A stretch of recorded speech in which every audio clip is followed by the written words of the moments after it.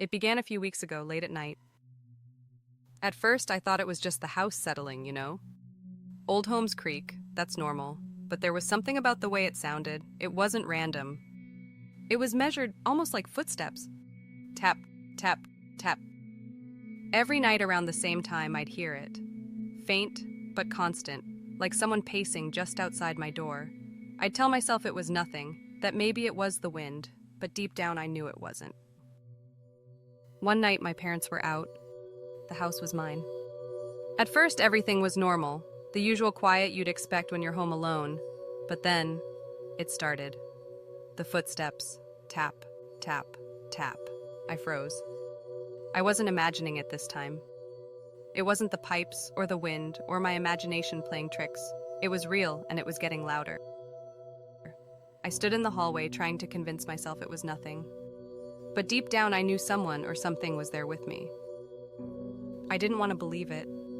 I told myself there was no one here, that I was just scaring myself. But then it happened again. I was standing by the window looking outside, trying to distract myself. And in the reflection I saw it, a figure.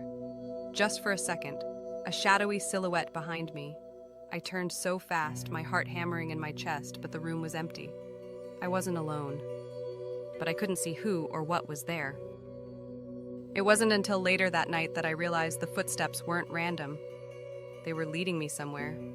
Downstairs to the basement. I don't know why, but I felt drawn to the door. It was always locked, at least I thought it was. But now, it was open. Just a crack. Enough to let a sliver of darkness spill into the hallway. I stood there, staring at it. My heart was telling me to turn around, to lock the door and forget this ever happened. But something inside me, something darker, needed to know what was down there. I took a step down, then another. The air was different down there. Cold, stale, like it hadn't been touched in years. As I descended, the footsteps grew louder. Not in front of me, but behind. My stomach tightened. Every nerve in my body screamed at me to stop, to run back up those stairs. But I couldn't. I was too far in. The footsteps were following me, closer with each breath. I didn't dare turn around. The basement was almost empty. Just a few boxes and old furniture covered in sheets. But it didn't feel empty.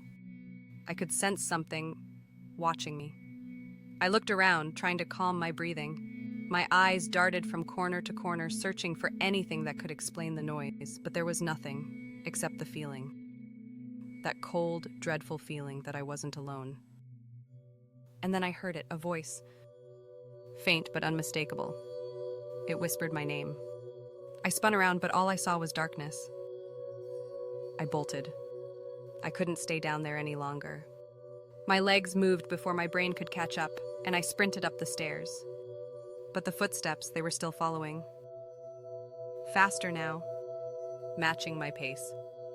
I reached the top, slammed the door shut behind me, and locked it. My heart was racing, my mind spinning.